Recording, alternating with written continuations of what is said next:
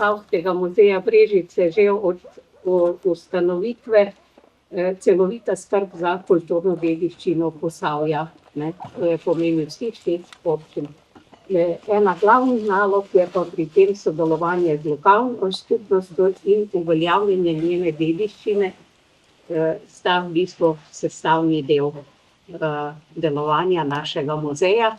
Tako je prišlo tudi do sodelovanja z lokalno skupnostjo v Artičah. Tukaj imamo predstavnika oziroma oba predsednika Mitja Molana sadjarskega društva, ki so aktivni že vrsto let, letos so imeli 30. sadjarske dneve že, in pa predsednika, predstavnika turističnega društva. Hvala lepa za pomoč, Jani Kovačič, ki bo pa tule imela eno glavno besedo, da nas bo razvedrila. Glavno besedo o tem, kaj se pa dogaja z našo sadjarsko zbirko, z naslovom Posavje sadjarski raj, bo pa povedala naša Pika Škerl, ki je pa naša konzervatorka, restavratorka, in vam bomo predstavili, kaj se je dogodilo, zakaj smo začasno to zbirko, ki smo jo postavili leta 2022 tu, in je ena redkih zbirk, ki je postavljena v izvirnem lokalnem okolju, pomeni z muzejskimi predmeti, eksponati in v lokalnem okolju, kar pomeni okrožena je tu, kjer je sadjarstvo doma. Kaj se je pa zgodilo, pa prepuščam besedo naši Piki. Tako, hvala lepa vsem za obisk na današnji dan. No, pozdravljeni. Jaz vam bom danes povedala nekaj o lesu, o lesnih škodljivcih, o vrstah lesa v Sloveniji. Zagotovo ste se vsi že večkrat srečali z lesenimi predmeti. Verjamem tudi, da poznate razliko med neko sodobno napravo in med starejšo. Starejše so se marsikdaj dale popraviti, se je dalo kaj zamenjati, stvari so bistveno dlje zdržale. Človek skozi zgodovino uporablja in obdeluje les. Posekan in posušen les se uporablja za različne namene. Les je bil eden najpomembnejših gradbenih materialov preko celotne zgodovine človeštva in ima pri gradnji pomembno vlogo še danes.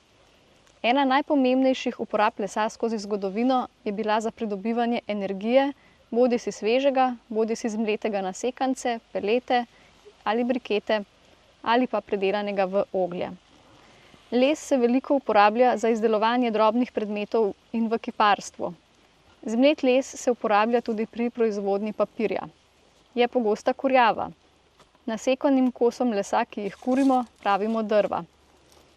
Les se prodaja tudi v surovi obliki hlodovini, kjer se ga kasneje lahko obdeluje za vse vrste namenov, je izredno koristen gradbeni material. Posušen les se veliko uporablja tudi za izdelavo pohištva. Za ta namen se uporablja tehnično suh les različnih drevesnih vrst. Tehnično suh je les, ki ga umetno sušimo v sušilnicah, in po končanem postopku sušenja tak les vsebuje 8% vlage. Kaj pa se zgodi s takim lesom, ko ga prinesemo v naš dom, kjer pa ni 8% vlage? Sprejme vlago, se potem njegova vlaga zveča in se tudi dimenzijsko nekoliko spremeni. In smrti, in plesni se naseli, ne? To pa dokler se ne gliva, je bolje. Za izdelavo notranjega pohištva se v Sloveniji uporablja predvsem les smreke, bukve, jesna ter javorja, za zunanjo uporabo pa se največ uporablja les hrasta, macesna ter smreke. Les ima dolgo tradicijo obdelave za kiparstvo, suholesnate izdelke, dolbenje, žgan les, rezbarjenje, struženje. Les je material za zgodnejše oblike tiskarstva, kot na primer lesorez. Dober dan! In je eden največkrat uporabljenih materialov za potrebe naravne gradnje. Kot naravni material zahteva kemično zaščito v obliki premazov, lakov. A ste kdaj zaščitili kakšen lesen predmet okoli doma z lakom? Ja. Ste se srečali tudi s kakšnimi škodljivci na vaših lesenih predmetih? Ja? Kaj pa ste videli? Poleg črvo tudi glivo poznamo. Ja, Tako bi ja. rekli tudi. Pa ne sem z umetnimi sredstvi, ampak tudi z laneným oljem ali pa z oljčnim oljem. Zdaj, razkrojevalci lesa so nujno potrebni za življenje v naravi, kadar uničujejo uporaben les, pa jih imenujemo škodljivci. Razkrojevalne procese običajno ustavimo z naravnimi postopki ali pa s kemikalijami. Imamo različne vplive okolja, ki vplivajo na razkrojevalne procese. To so dež, sneg, vlaga, temperatura, vlažnost, UV-sevanje, svetloba, kemikalije, ogenj in tako dalje. Biotični dejavniki so glive, ki povzročajo trohnenje, bakterije, ki povzročajo gnitje, insekti, ki napadajo les na prostem in vgrajen les, morski škodljivci ter pod biotične dejavnike lahko štejemo tudi človeka. Zdaj sama zgradba lesa. Lesno maso v 80% predstavljajo olesenele celične stene. Lahko gre tole malo naokrog, da si pogledate. Pač boste dali okrog. Aha, sej. Ta je v grobem zgrajena iz 5 skupin gradnikov lesa. Celuloza je ogrodna snov, tvori osnovo ali ogrodje celice v lesu. Ima polioze, pektine, to so osnovne snovi, pomembne za rast, tudi sladkorne enote. Lignin, jedrovinske snovi in minerali. Ekstraktivne sestavine lesa, to so razna olja, smole, voski, sladkor, škrob, čreslovine ter mineralne snovi. Za nas je najbolj zanimiva seveda celuloza. To je bela snov, kemično je neobčutljiva, ne raztaplja se v vodi in večini organskih topil, ne v razredčenih kislinah in lugih. Prebavila človeka in drugih vretenčarjev nimajo encimov za prebavo celuloze. Encimi bakterij, gliv in nekaterih nevretenčarjev pa lahko hidrolitsko razkrajajo celulozo. In te encime imenujemo celulaze. Se pravi, mi se ne moremo prehranjevati s celulozo, glivi pa to lahko uspe. Deblo je zgrajeno iz lubja, ličja, kambija, beljave in jedrovine. Najbolj zunanji del prerezanega debla je skorja. Skorji sledi kambij, ki je pomemben za rast drevesa, skrbi za delitev celic in priraščanje lesa navznoter ter skorje navzven. Kambiju proti notranjosti sledijo prirastne plasti lesa. V normalnih okoliščinah nastane ena prirastna plast letno in jo imenujemo letna prirastna plast ali branika. Med branikami so vidne meje, kot jih vsi dobro poznate, letnice. Črto, ki loči kasni gostejši in rani redkejši les, imenujemo letnica. V primeru visoke vlage jo les vpija, v primeru nizke vlage jo oddaja. Pri sušenju izhlapeva voda iz lesa in les se krči. Kadar les vodo vpija, les nabreka. V obeh primerih se lesu spremenijo dimenzije, volumen in gostota. Zato je v muzeju pomembno, da skrbimo za čim bolj stalno klimo, da prihaja do čim manj teh krčenj in širjenj lesa, ker to lahko slabo vpliva na predmete, prihaja do deformacij lesa in smo na to zelo pozorni. Glive se prehranjujejo z organskimi substancami drugih organizmov. Glive lahko zelo hitro uničijo les. Če so razmere za razkroj ugodne, lahko že v nekaj mesecih povsem razkrojijo nosilne elemente lesenih objektov. Mehanske lastnosti se lahko zmanjšajo tudi za 80%, tako da lahko les zdrobimo s prsti. Nekaj podobnega boste videli tudi danes, ko končamo. Optimalni pogoji za razvoj gliv so pri lesni vlažnosti 35 do 60% optimalni pogoji, da se gliva razvije. Relativna zračna vlažnost nad 85% in temperaturi lesa od 20 do 35%. Sušenje nad 58 stopinj Celzija uniči glive, trosi pa prenesejo tudi temperaturo 100 stopinj Celzija. Tako da glive se je ravno zato tako težko znebiti, ker trosi preživijo, lahko najdejo neko drugo ugodno okolje in se gliva ponovno razvije. Za vse glive je pogoj les, ki je dovolj vlažen, da se okužba razvije. Če se posuši, gliva lahko propade oziroma preide v stanje mirovanja Pri sivi hišni gobi pa se razkroj lesa nadaljuje tudi na suhem lesu, saj gliva sama ustvarja vodo, ki jo potrebuje za nadaljnji razvoj. Zato je to glivo izjemno težko uničiti. Mi smo imeli tukaj na Banovi domačiji, so prišli pogledati iz Zavoda za varstvo kulturne dediščine, prišli so iz fakultete za les, so prepoznali to glivo in so odstranili en del deske. Pri tem niso imeli nobenih posebnih težav, je bila deska že zelo načeta in spodaj v tisti luknji, ki jo boste videli, je dejansko bila voda. Zdaj, ko se je to odstranilo, se je gliva začela sušiti, ni tiste vode. Je pa zanimivo pogledati, kako se je spremenila barva lesa in pa kako se to razširi, ne. Zdaj, pri nas so pomembne predvsem 4 glive, to so tramovka, siva hišna goba, bela hišna goba in kletna goba. Ampak, kot sem omenila, tramovka, kletna goba, to so glive, ki jih lahko posušimo in se načeloma ne ponavljajo. Prostor moramo dobro zračiti, da je prisotnih čim manj trosov, da je prisotne čim manj vlage, v kateri bi gliva ponovno vzklila. Solzivka pa pač naredi vlažno okolje in si sama ustvarja pogoje za življenje. Zaradi razkrojevalnega delovanja gliv se razkrajajo olesenele celične stene lesa, masa lesa, trdnost in elastičnost se zmanjšujejo, spremenita se barva in vonj lesa. Hkrati pa lahko gliva naredi les zanimiv tudi za insekte, saj deloma že razgradi celulozo in postane še bolj okusna za insekte. Lesni insekti so živali, ki živijo v skupinah, hranijo se z zdravim lesom ali lesom, ki je že okužen z glivami.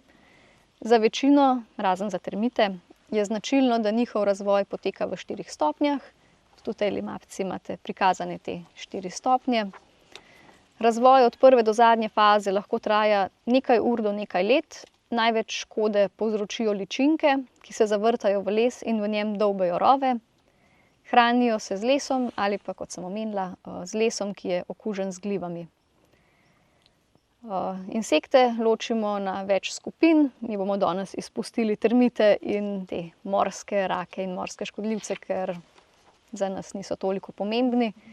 Primarni insekti napadajo živ les, sekundarni insekti živijo pod skorjo, prehranjujejo se z beljakovinskimi snovmi in škrobom iz ličja.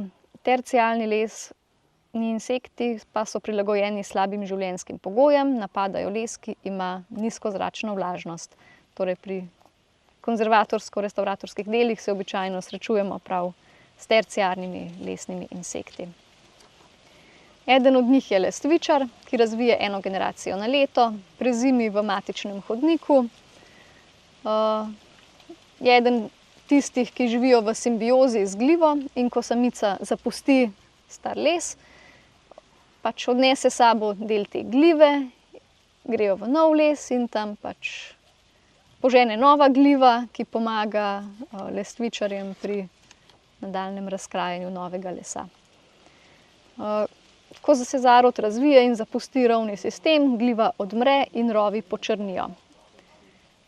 Pogosto se srečujemo tudi s parketarji, ki jih je relativno lahko zatreti, pač z raznimi strupi. Najpogostejši uničevalci predmetov kulturne dediščine pa so trdoglavci. Napadajo obdelan les iglavcev in listavcev ter razgrajujejo celulozo. Srečamo se pa tudi s hišnim kozličkom, ki ima zelo dolg življenjski cikel, 3 do 4 leta, razgradi pa celulozo in beljakovine. Zdaj, te življenjske dobe se lahko spreminjajo glede na pogoje, ki so. Zdaj, v zadnjem času, ko so malce drugačne zime in malo drugačne temperature, se tudi življenjski cikli insektov spreminjajo. Je pa ključno, da pred lesnimi škodljivci les zavarujemo. Prvi in najučinkovitejši ukrep pred glivo je, da so prostori redno prezračeni, da les ni preveč vlažen, da se trosi spravijo v niz prostora. Proti insektom, ki jih mogoče s tem zračenjem celo privabimo v prostor, pa lahko zaščitimo s termično obdelavo lesa, globinsko impregnacijo ali potopitvijo lesa Lesne insekte pa zatiramo s strupi in pa z zadušitvijo. Zdaj s strupi, tukaj imamo eno težavo, da je skozi več močno učinkovitih strupov prepovedanih, ker so tudi živčni strupi in tudi škodljivi za ljudi. Tako da z nekim silvanolom, na primer, zaščitimo les pred novim napadom insektov za približno 2 leti. Potem pa pač se lahko vrnejo noter. Insekte lahko zatiramo tudi z zadušitvijo, se pravi, jih ustvarimo neko komoro, v kateri ni kisika. Zrak lahko nadomestimo z nekim inertnim plinom in potem po nekaj mesecih pač ličinke odmrejo, ampak tak les ni zaščiten pred napadom novih insektov.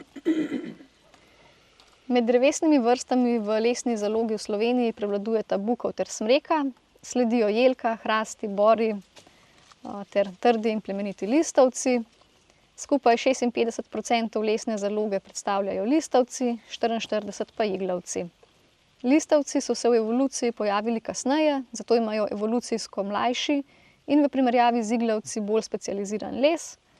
V Sloveniji poznamo več vrst lesa, med katerimi so na primer smreka, ki je pogosta vrsta, primerna za konstrukcije in pohištvo, bukov, ki se uporablja za notranje pohištvo in talne obloge. Zelo trpežen je les hrasta, primeren je za zunanje pohištvo in talne obloge. Jesen, ki se uporablja za pohištvo in parket. Macesen za zunanje konstrukcije in pa ker je zelo odporen na vremenske vplive. Mi se pa tudi dostikrat srečujemo z lipo, ker je les, ki se zelo lepo rezbari in je tak. Rezbarji so vedno radi posegali po lipi. No, mi si bomo pa zdaj še pogledali glivo. Jaz lahko povem, da pač pred enim mesecem ali pa nekaj tedni je v tisti luknji stala voda. Toliko vode si je gliva pridelala. Ustvarili so se neki pogoji, v katerih je tros lahko zaživel. Tako da boste videli tudi posušene micelije glive, ker glive se širijo lahko s trosi, lahko z micelijem. Zdaj micelij ob neugodnih pogojih lahko preide v mirovanje in ponovno oživi. Je pa to najbolj nevarna vrsta glive, tako da bo sanacija obsegala odstranitev desk in organiziran sežig. Ker se prek micelija lahko razširi in ogroža v bistvu radius 10 kilometrov objekte lahko lesene, kjer bi se to lahko razvilo, ne? Kjer bi imela ustrezne pogoje. Zdaj sama gliva pač odmre pri recimo -5 stopinj Celzija, ampak pri zdajšnjih zimah in glede na to, kako blizu tal je vprašanje, če so bili ti pogoji kaj doseženi, ne. Se pa pač vreme spreminja, imamo pozebe skoraj vsako leto, zime niso to, kar so bile, poletja niso, kar so bila, jeseni niso bile, kar so bile, in tudi to vpliva pač in na drevesa, na insekte, na rastline, tako da bomo videli, kam bo to šlo v 20-30 letih, ne. V prostoru odsvetujem, da vstopate tisti, ki imate kakšno astmo ali pa kakšne alergije, ker trosi so alergeni. Zdaj, mi, ko smo se lotili pospravljanja zbirke, smo stvari očistili s čopičem, razkužili z alkoholom, zato da se na predmetih ne bi razvila gliva. Tako da smo jih pospravili, tako da žal razstave danes ne boste videli, boste pa lahko videli sivo gobo, ki sem jo tudi jaz tukaj videla v bistvu prvič, no. Nisem še naletela nanjo.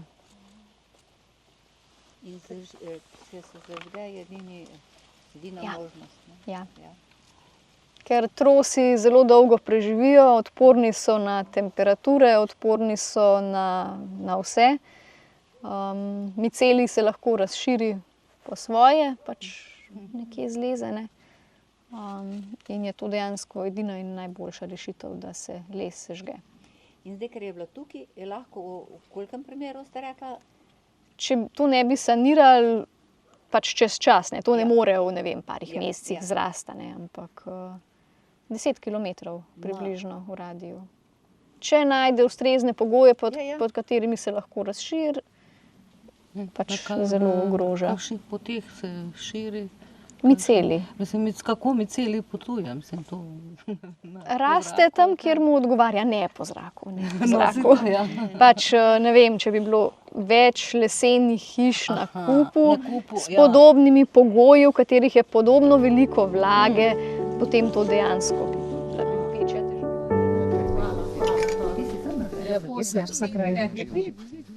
Ja, Bog je srečo ljudje. Zdaj v vrtičih se mi pominamo. Ja. Zdaj se vi to vse zastopite. Lepo vas je videti. Kako ste, Denis? Dobro? Dobro, ja. Nekove stvarine ni preveč, tako da se da dihati. Ja. Da se da preživeti. V glavnem, jaz vam bom na kratko povedala, ki ste, če glih vi živete, da ste v vrtičih. Zdaj, te je bilo včasih vse Panonsko morje. Ne? In te je bil ert. In to so rtiče, ert.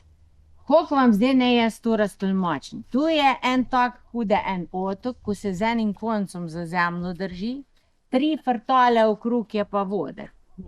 Ne? In pravijo, da je bilo tam dol do cerkve, vse skozi. Pol je pa to počasi odteklo. Zdaj ne vem, če se kjer še vrajta tega.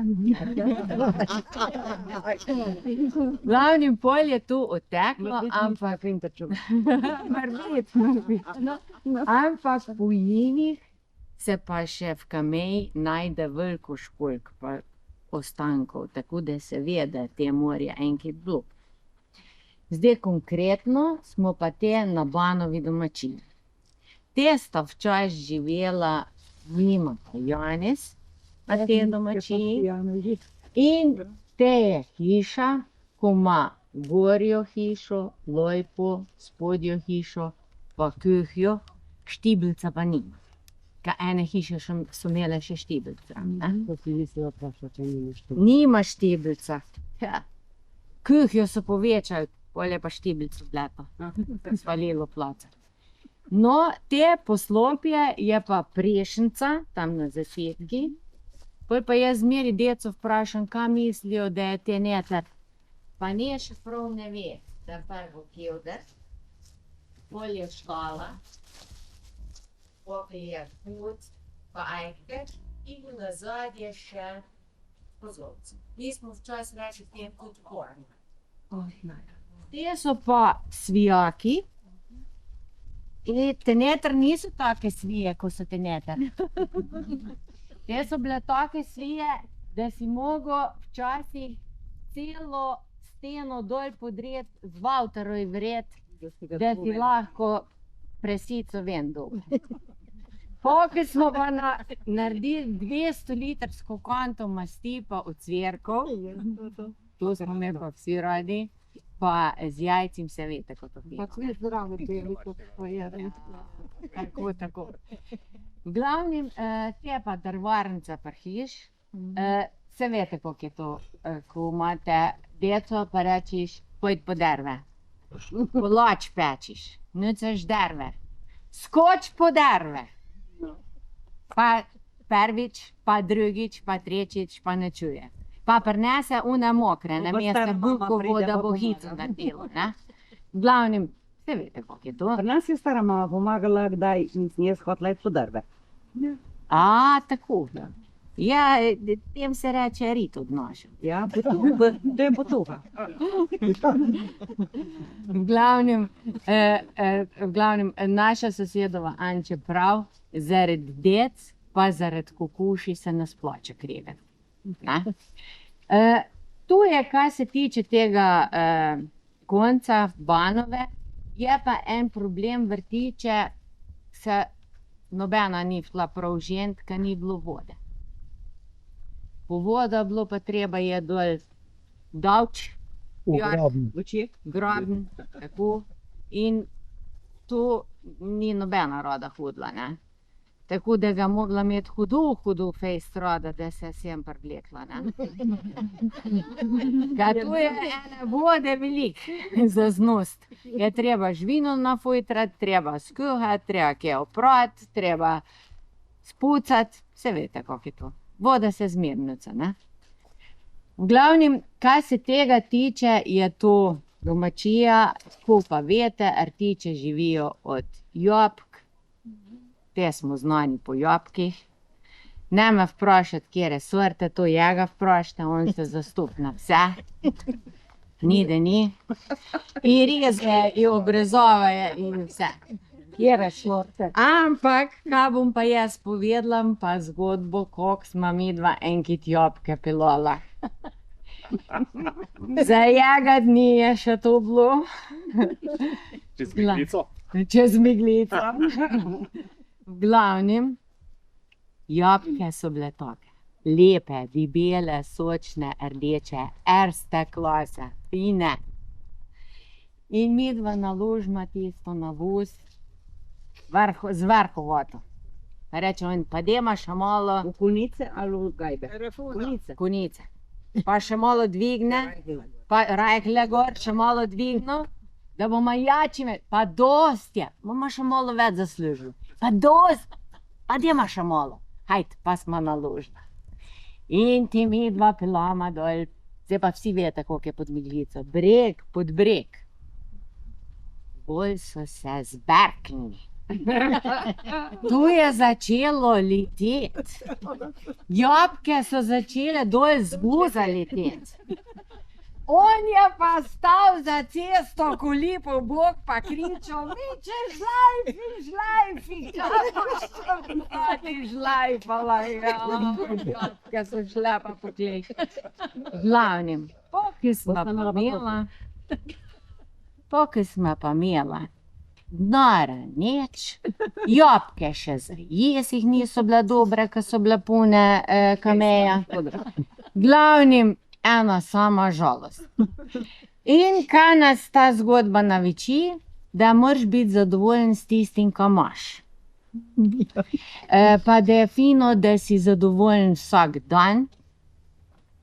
Zato, ker nič nam ne bo prinešeno, treba, kot je rekla naša stara mama, oči se bojijo, roke pa storijo. Treba delati, pa vse vredi, pa vesel biti, pa dobre volje, pa biti zdrav. Zdaj pa za zdravje. Hitro, malo jabolkovega štrudla, jabolkovca domačega, pa bo vse vredi. Drugač moj udarski mož, Denis ni nič naštiman prav, ne? Z nevero. Drugač pa že kar nekaj kep. 25 let. Se mi je pa pred 15 letim skoraj potero. Te na podi se plesalo, pa so folkloristi polili zato, da bojo lažje plesali, pa da se ne bo toliko ven kadilo. Pa revež tako vkaduje pol, da si mislila, da se bo hrbtenico znamo. Ste res akrobatski. Naša kleta, no, moj rod izhaja iz od... Mala žena, ta žena.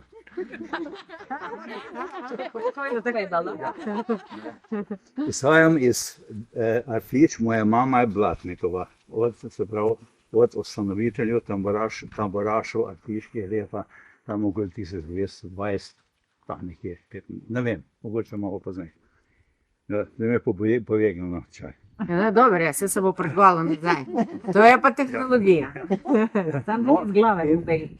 Jaz sem imel tudi teto Anče, 9 otrok je bilo, med njim je mama, pa teta Anče, no, in teta Anče je bila taka fest, teta, ne. Bom tako ga prebral. Teta Anče je bila sestra od moje mame in živela v Maribori, v Heb, svojo štirko Anico. Mož od Anice, Milan, je bil profesor in je vyučil matematiko na Mariborski visoki šoli. Živeli so v velikem noblim stanovaji blizu železniške postaje. Pa jaz sem bil samo enkrat, ko sem prišel k njim s in sem komaj našel njihovo hišo.